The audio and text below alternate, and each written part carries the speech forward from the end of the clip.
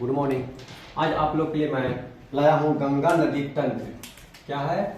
गंगा नदी तंत्र, यानी गंगा के उद्गम कहां से हुई, किस प्रकार कहां से निकली, किनकी कहां कहां किस यानी किस भारत के कितने स्टेट से होते हुए यह गुजरी है।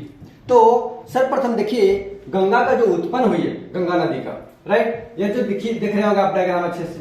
तो यहाँ देखिए सतोपत हिमानी है, यहां से वाव आती है अलकनंदा। सब जानते हैं कि गंगा नदी जो होती है यहाँ पर आकर अलकनंदा एक आती है, एक भागीरथी। तो सतोपत हिमानी से जिसको हम जहां पर कहते हैं वो बद्रीनाथ, जानते हैं बद्रीनाथ। यहां से बाबू एक है भागीरथी जो निकलती है बाबू गंगोत्री से। तो अलकनंदा और भागीरथी आकर मिलती है कहाँ? देवप्रयाग में। अब बात आती है कि अलकनंदा की कितनी सहायक नदियां हैं। तो एक है बाबू धौली गंगा जो मिलती है कहाँ बाबू? विष्णु प्रयाग में मिलती है, राइट। एक है पिंडारी नदियां जो मिलती है नदी कर्ण प्रयाग में। क्या मिलती है? कर्ण प्रयाग में मिलती है। एक नदी इधर से आती है बाबू दाएं साइड से मंदाकिनी जो निकलती कहां से? केदारनाथ से, राइट। ये आकर मिलती है बाबू रुद्रप्रयाग में। अब अलकनंदा और भागीरथी दोनों नदियां आकर मिल जाती है कहां? देवप्रयाग में।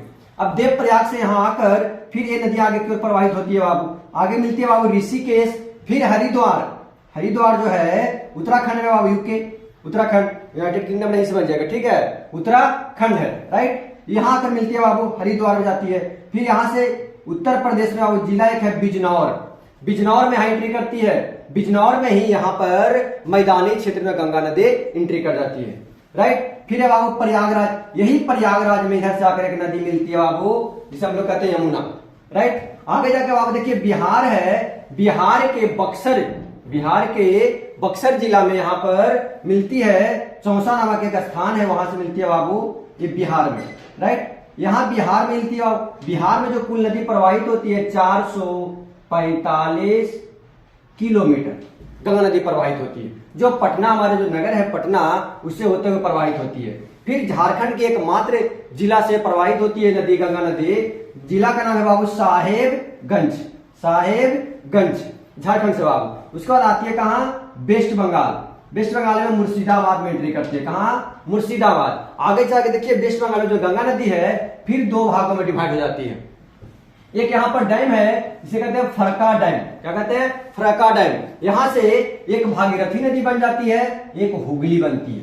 ये भागीरथी नदी जो है आगे जाकर बाबू वेस्ट बंगाल यानी बांग्लादेश में जाकर मिलती है, यानी वेस्ट बंगाल में यहाँ बाबू एंट्री होती है। फिर आगे जाके फरक्का डैम है, यहाँ से भागीरथी नदी नाम पड़ती है हुगली। और यही भागीरथी नदी का आगे नाम बनती है पद्मा और मेघना, होते हुए ये बांग्लादेश में जाकर एंट्री कर जाती है। फिर आगे जाकर बंगाल की खाड़ी में गिरती है बाबू। आगे जाकर बाबू इससे एक नदी मिलती है इधर के क्षेत्र से आकर, जिसे हम लोग कहते हैं ब्रह्मपुत्र नदी, जो दोनों नदी मिलकर बनाती है सुंदरवन डेल्टा, राइट। तो ये पूरी रही बाबू गंगा नदी तंत्र, कहां से उत्पन्न हुई, किस किस एरिया से गई। अब देखिए बात आती है कि भारत में कितने राज्यों से होकर गुजरती है बाबू। तो फर्स्ट देखिएगा उत्तर क्या हो गया बाबू? उत्तराखंड हो गई, फिर हो गया उत्तर प्रदेश, फिर अपना हमारा बिहार हो गया, फिर पश्चिम बंगाल, एक बीच में क्या था बाबू? झारखंड। या क्या है? झारखंड। यानी कि 5 राज्य से हमारे देश में गंगा नदी गुजरती है। कितने राज्य से? 5 राज्य से होते हुए गंगा नदी जाकर बांग्लादेश होते हुए बंगाल की खाड़ी में गिरती है।